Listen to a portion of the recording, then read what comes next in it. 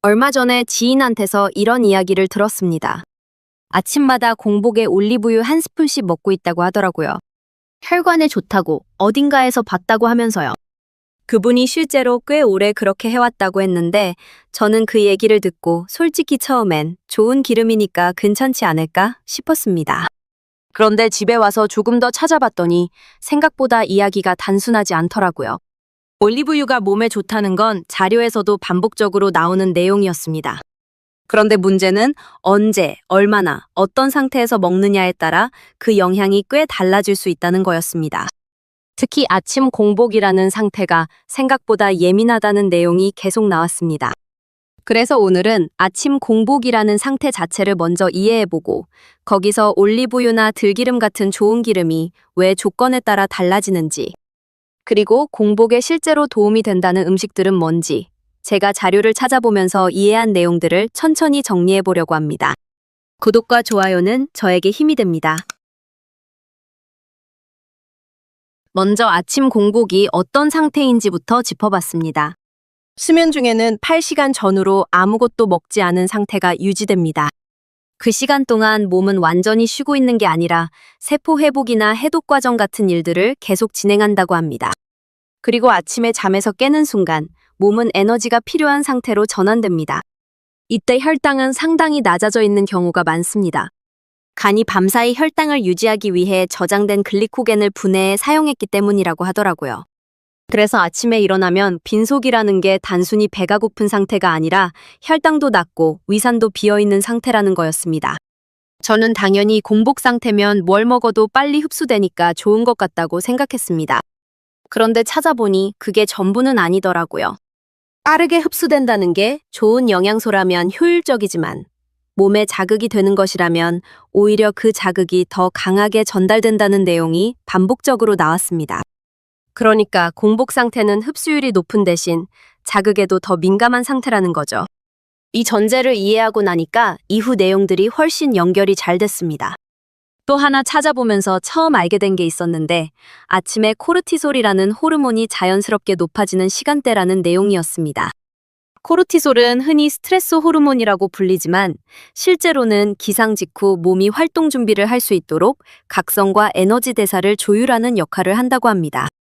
이 시간대에 혈당을 급격하게 올리는 음식을 먹으면 이미 올라가 있는 코르티솔 수치와 맞물려 인슐린 반응이 과하게 일어날 수 있다는 내용이 있었습니다.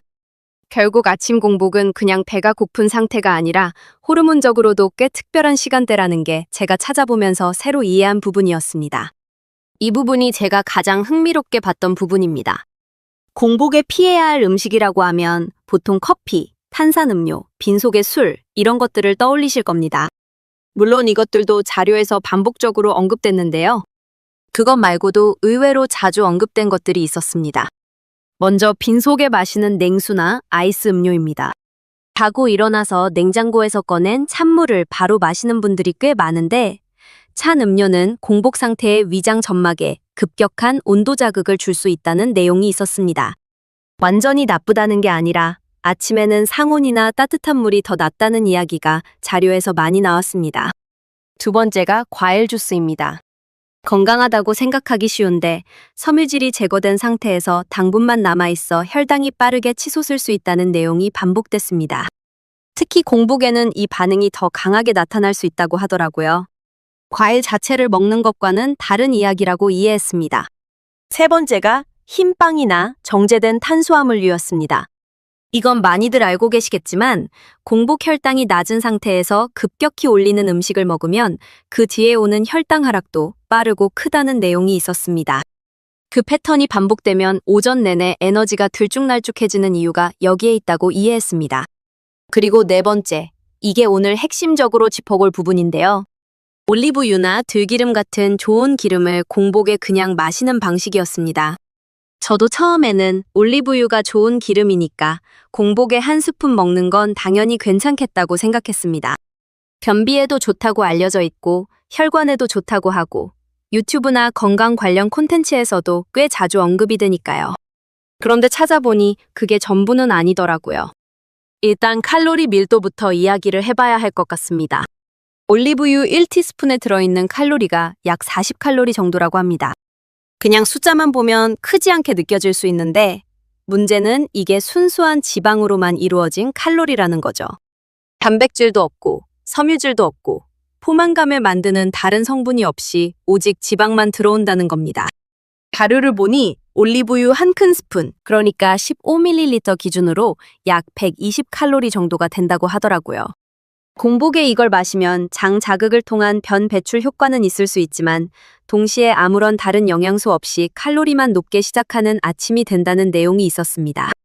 저도 그냥 기름이니까 살이 안 찌겠지 하는 막연한 생각이 있었는데 찾아보면서 좋은 기름이라고 해서 칼로리 자체가 낮은 건 아니라는 걸 다시 확인했습니다.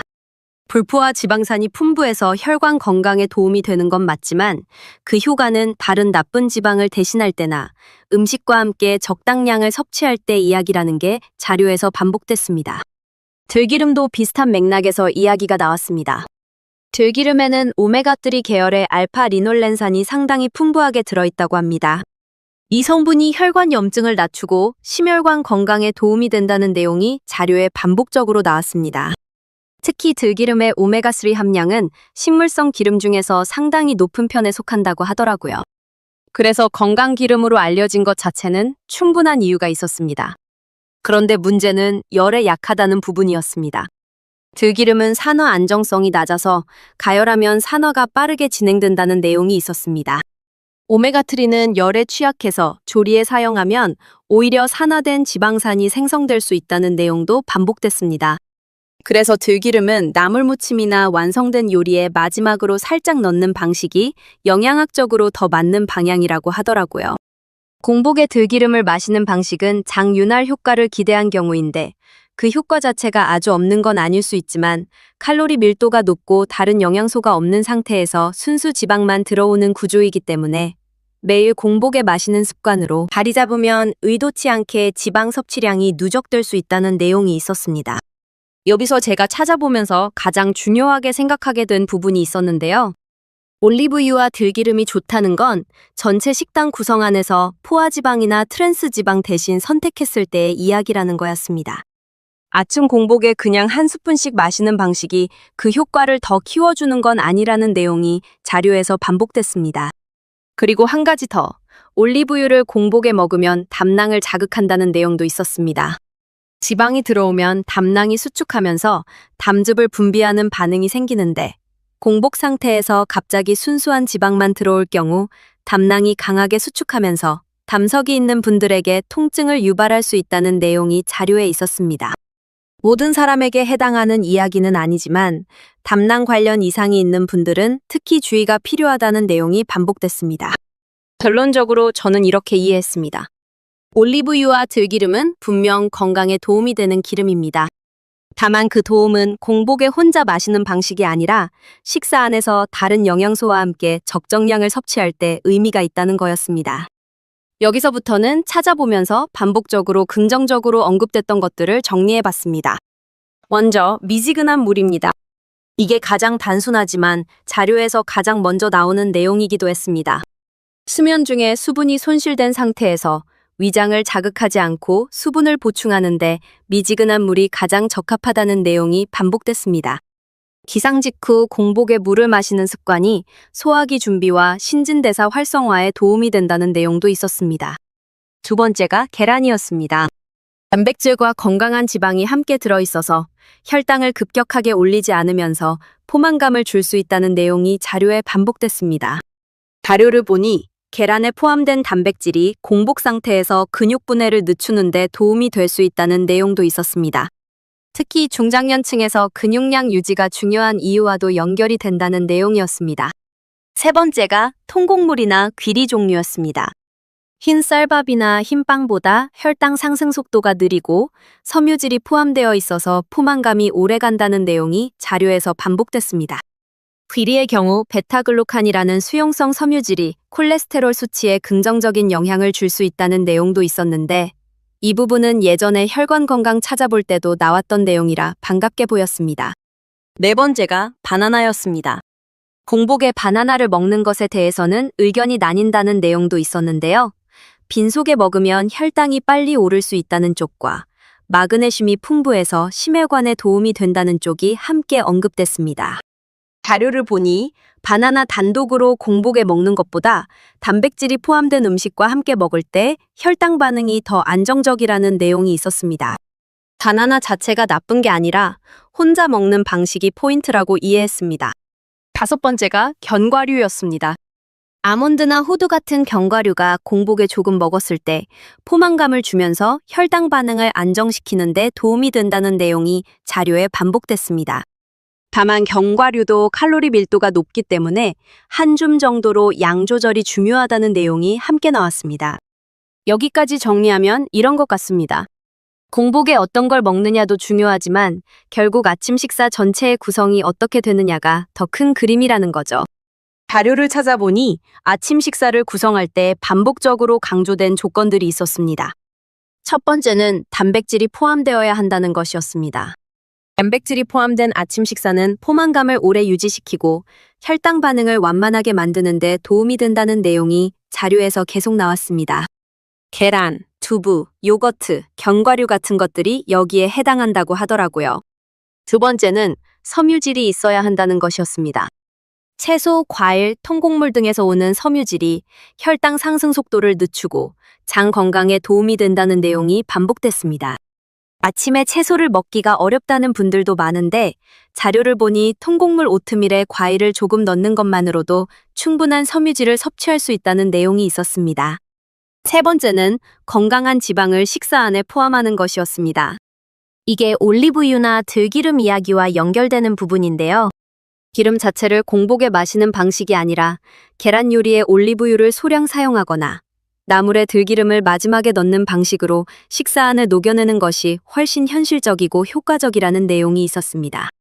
저도 이 부분을 보고 나서 올리브유를 음식에 쓰는 건 계속하되 공복에 따로 마시는 건 굳이 할 필요가 없겠다는 생각이 들었습니다.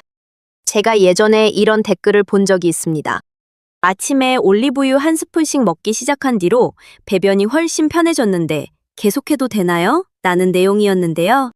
찾아보니 기름이 장을 자극해서 배변 활동에 도움이 될 수 있는 건 사실이지만 그 효과만을 위해 공복에 순수한 기름을 매일 마시는 것보다 섬유질이 풍부한 식단 전체를 바꾸는 것이 더 지속 가능한 방향이라는 내용이 자료에 있었습니다. 네 번째는 너무 거하게 먹지 않는 것이었습니다. 아침에 소화 기능이 완전히 깨어나지 않은 상태에서 너무 무거운 식사를 하면 오히려 오전 내내 소화 부담이 생길 수 있다는 내용이 있었습니다. 조금 부족한 듯 먹고 오전 중에 간식을 보충하는 방식도 나쁘지 않다는 내용도 있었습니다. 아침 루틴이라고 하면 음식만 생각하기 쉬운데 찾아보니 음식 외의 부분도 함께 언급되는 경우가 많았습니다. 기상 직후 햇빛을 받는 것이 체내 시계 리듬을 잡는 데 도움이 된다는 내용이 있었습니다. 코르티솔이 자연스럽게 올라오는 아침 시간에 햇빛이 들어오면 세로토닌 분비가 자극되고 이것이 저녁에 멜라토닌 분비와 연결된다는 내용이더라고요. 수면 각성 리듬이 식욕 조절과 혈당 안정에도 영향을 준다는 내용이 자료에 반복됐습니다. 저도 이 부분은 아직 어렵습니다. 아침에 햇빛을 받겠다고 일부러 밖에 나가기가 쉽지 않거든요. 그냥 커튼을 열고 창가에 앉아 있는 것만으로도 어느 정도 효과가 있다는 내용이 있어서 그것부터 시작해보고 있습니다. 식사 전에 갑자기 과격한 운동을 하는 것은 공복 상태에서 혈당 변동을 크게 만들 수 있다는 내용도 있었습니다. 아침 운동이 나쁘다는 게 아니라 공복의 고강도 운동보다는 가벼운 스트레칭이나 산책 정도가 더 적합하다는 내용이었습니다. 특히 혈당 조절이 필요한 분들이나 중장년층에게 아침 공복 고강도 운동이 오히려 역효과를 줄 수 있다는 내용이 자료에 있었습니다. 스마트폰을 아침에 일어나자마자 보는 습관도 코르티솔 수치를 추가로 올릴 수 있다는 내용이 있었습니다. 알람을 확인하다가 뉴스나 소셜미디어를 바로 보게 되면 스트레스 반응이 아침 일찍 시작된다는 내용이더라고요. 이 부분은 저도 솔직히 아직 잘 안 되는 부분입니다. 저희 어머니 이야기인데요. 아침에 일어나자마자 TV부터 켜고 뉴스를 보는 습관이 오래됐는데 찾아보면서 아침에 뭔가 자극적인 정보를 바로 받아들이는 것이 혈압이나 스트레스 반응과 연결될 수 있다는 내용이 있어서 말씀을 드렸는데 고치기가 쉽지 않으시더라고요. 뭔가 습관이라는 게 알면서도 바꾸기가 어렵다는 게 이 부분에서도 느껴졌습니다. 여기까지 정리하면 이런 것 같습니다. 아침 공복은 단순히 배가 고픈 상태가 아니라 혈당도 낮고 위장도 비어있고 호르몬적으로도 민감한 시간대라는 것. 그 상태에서는 좋은 음식도 방식에 따라 몸에 주는 영향이 달라질 수 있다는 것. 올리브유와 들기름은 분명히 건강에 도움이 되는 기름이지만 공복에 혼자 마시는 방식은 칼로리 밀도, 담낭 자극, 담석이 있는 경우의 위험성 등 여러 가지를 함께 고려해야 하는 이야기라는 것. 공복에 도움이 된다고 자료에서 반복적으로 나온 것들은 미지근한 물, 단백질이 포함된 식사, 통곡물, 견과류 소량처럼 혈당 반응을 완만하게 유지하면서 포만감을 줄 수 있는 것들이었다는 것. 그리고 결국 올리브유나 들기름을 어떻게 활용하느냐의 핵심은 공복에 따로 마시는 방식보다 식사 안에 자연스럽게 녹여서 바른 영양소와 함께 먹는 방향이 더 의미 있다는 것. 이게 제가 찾아보면서 이해한 내용입니다. 처음에 지인한테서 공복 올리브유 이야기를 들었을 때 저도 별 생각 없이 좋은 거 아닐까 싶었는데 찾아보고 나서 좋다는 것에도 조건이 있다는 걸 다시 한번 생각하게 됐습니다. 그냥 건강 정보를 그대로 받아들이는 게 아니라 내 몸 상태와 먹는 방식까지 같이 봐야 한다는 거겠죠? 비슷한 고민을 하고 계신 분들한테 조금이라도 참고가 됐으면 합니다. 다음 영상에서는 아침 식사와 연결된 혈당 스파이크 이야기를 정리해 볼 생각입니다. 비슷한 내용에 관심 있으신 분들은 구독해 두시면 올라올 때 바로 보실 수 있습니다. 오늘도 봐주셔서 감사합니다.